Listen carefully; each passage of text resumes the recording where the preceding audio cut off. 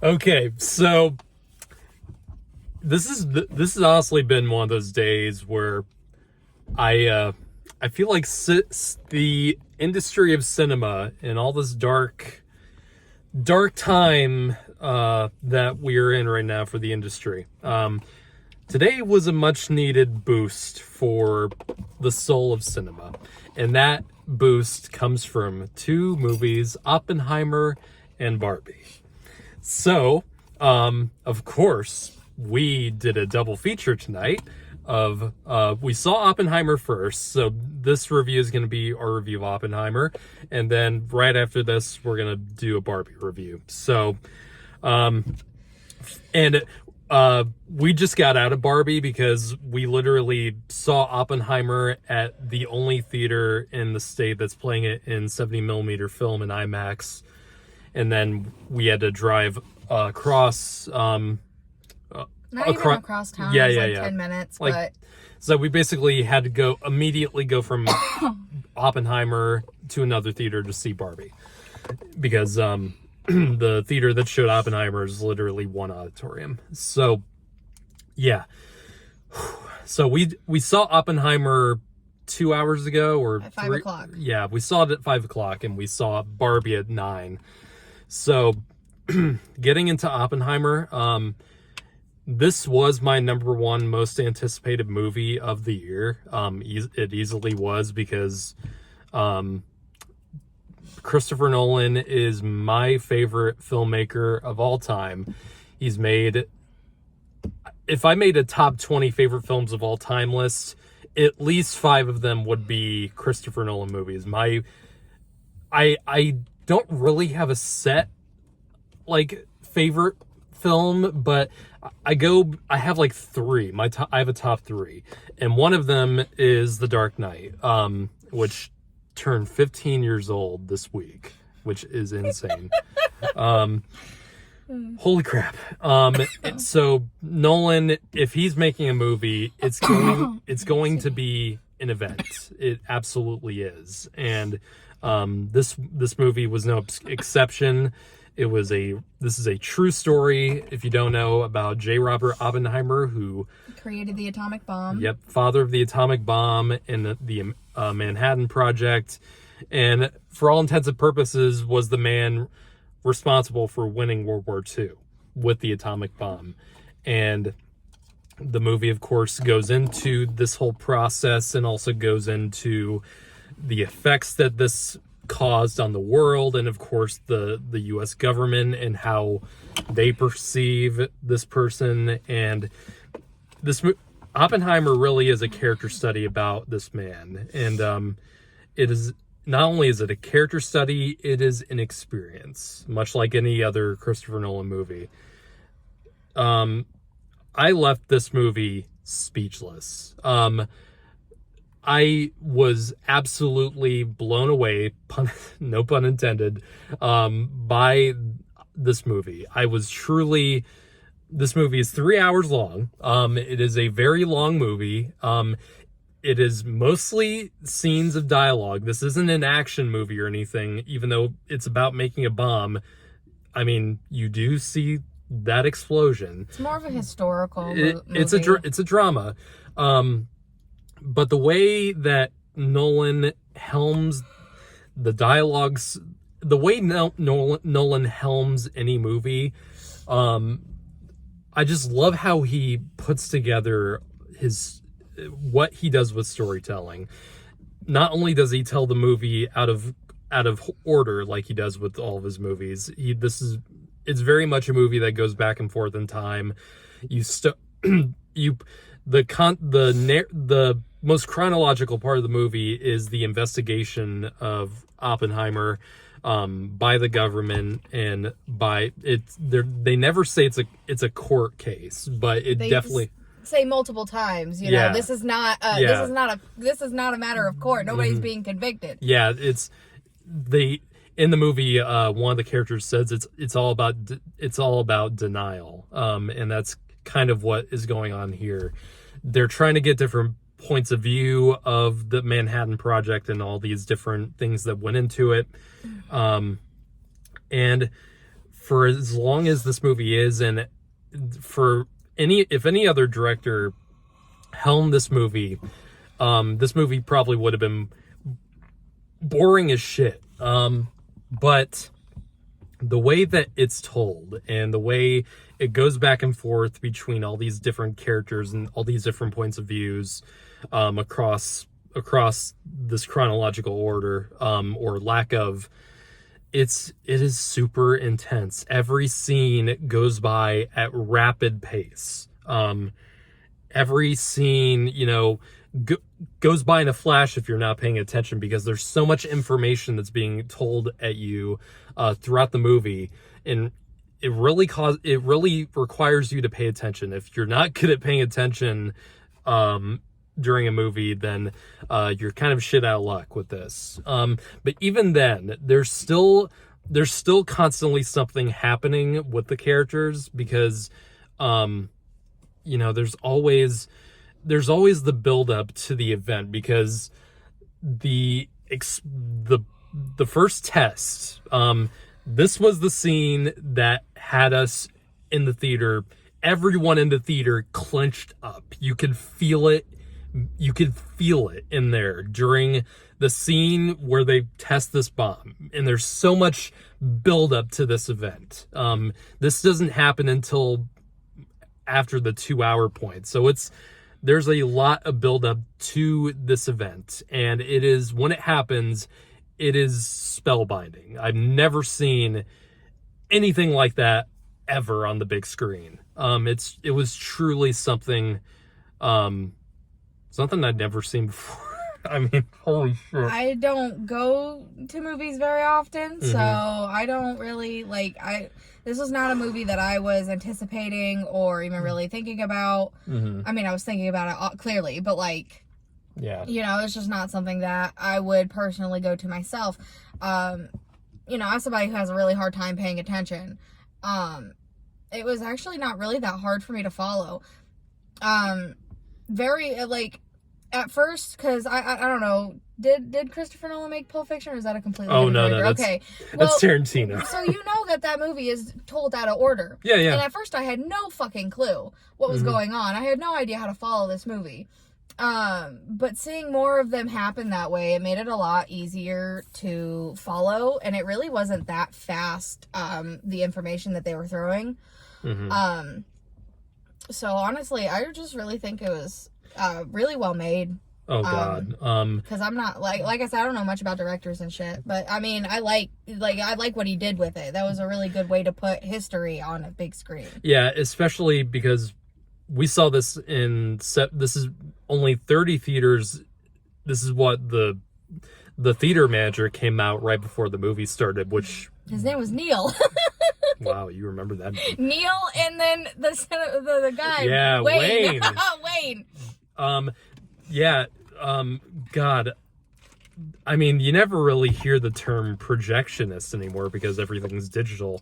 It's, unless you go to movies like I do, every week, you really cannot fathom how special it is when you see something, a movie shown on actual film. And especially just getting out Barbie, you could probably tell the difference. I really could.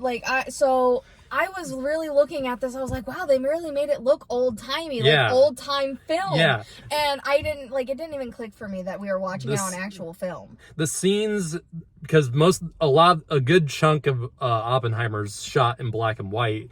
And there's a reason why it goes from color to black and white. And that's what Nolan said, that the scenes in color are exclusively from Oppenheimer's point of view. It's subjective, while the black and white scenes are very much about the fact and the objective. And in the black and white scenes, there's no bias. It's just what information was given, and it leaves it up to you to decide that, which I think is, and Nolan's done this before with the first movie that I think really got people's attention looking at him, which was Memento, which, if you don't know, that movie is also told out of order, but it uses black and white and color in a very distinct way.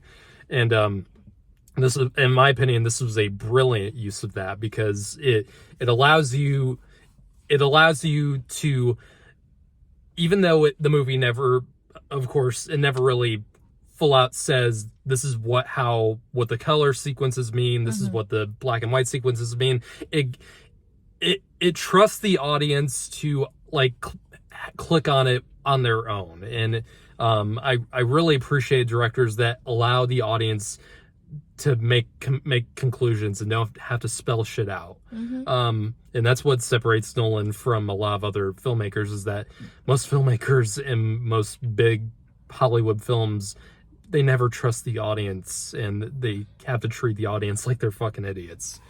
And yeah, the movie in the film, the way it's shown, digital, when you see something on digital, it never has that flicker effect.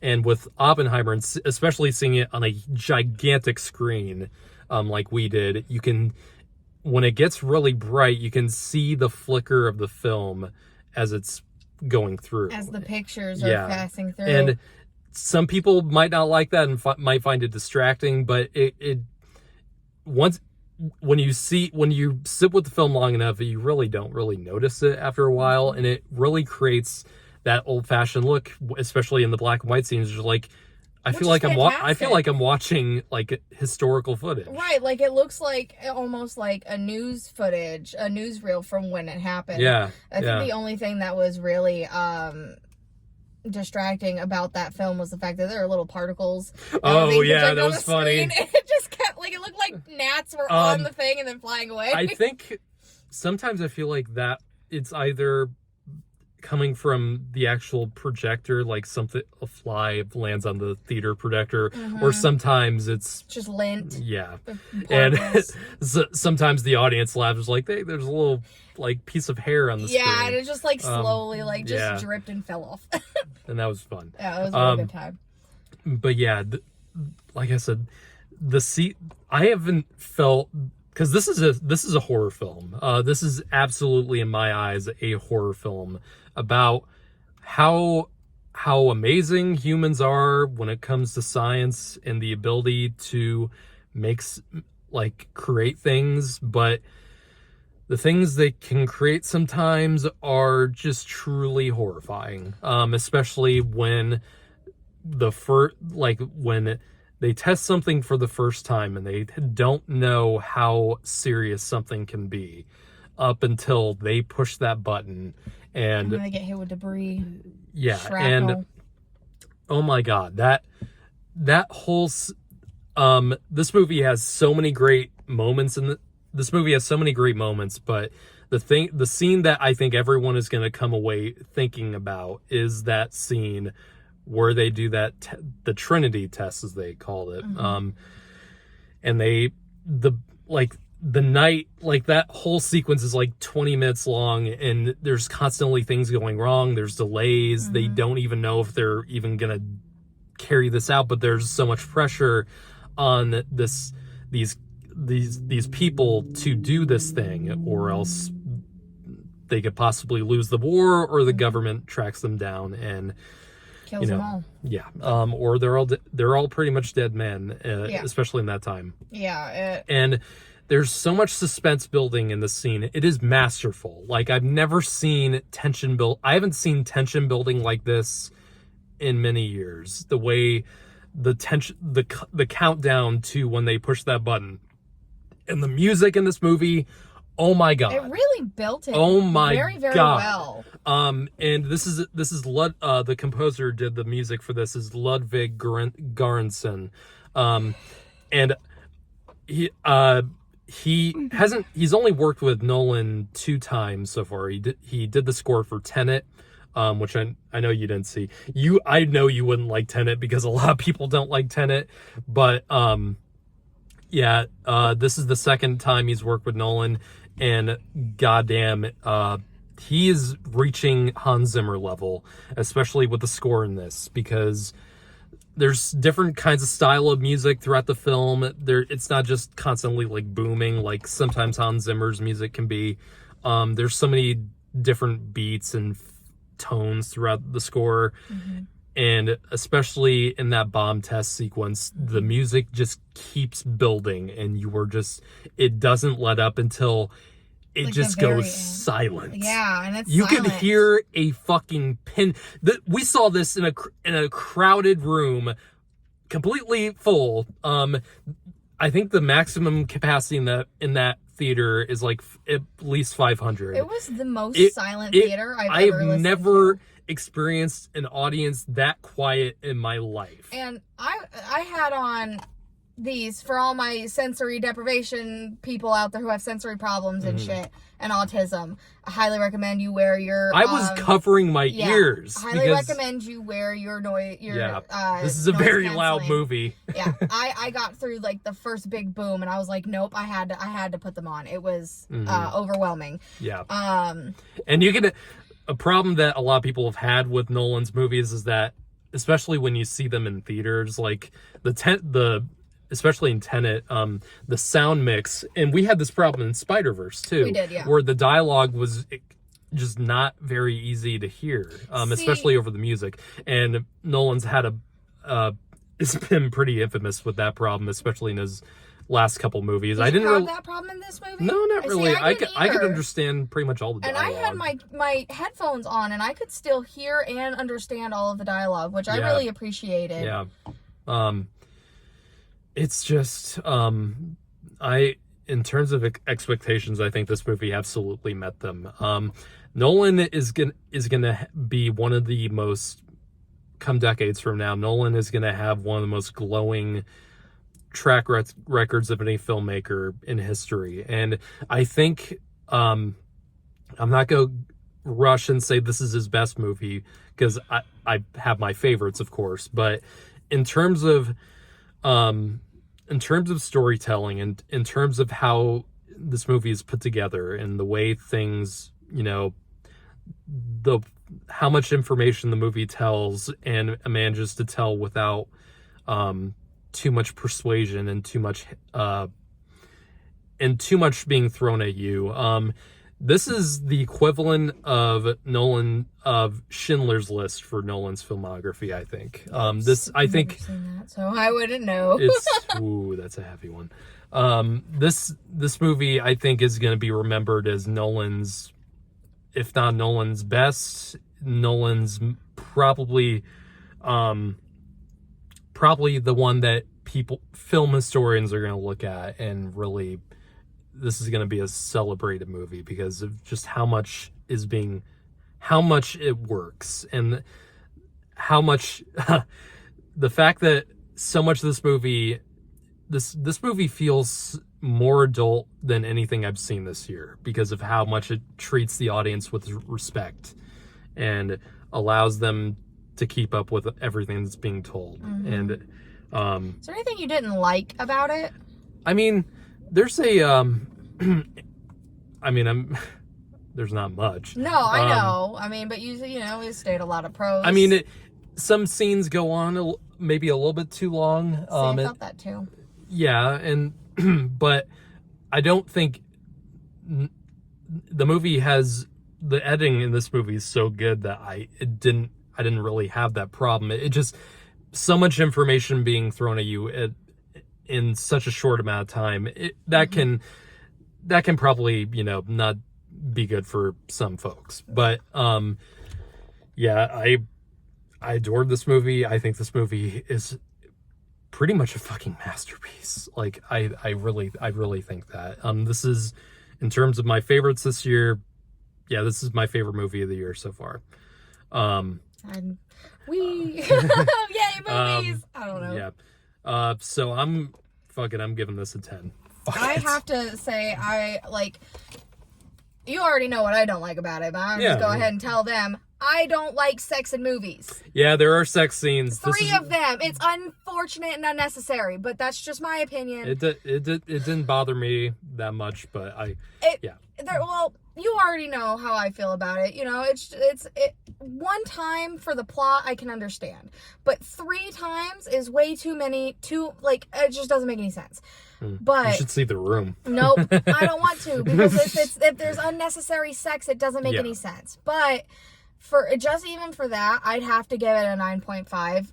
Like, it only gets a half a point off. You cannot. I can give it a half a no, point. No, I'm just saying. I wasn't talking to you. Oh. You can criticize this movie. You totally can. In terms of technical achievements, if you even dare say anything technically in this movie is technically bad, I'd have to disagree. Oh, I don't want to know. If I don't know you, I don't want to know you. So yeah. So we're gonna move on to Barbie right after this. What'd you guys think of Oppenheimer? If you've seen it already, and subscribe for more if you want to see the Barbie review right after this. Mm-hmm.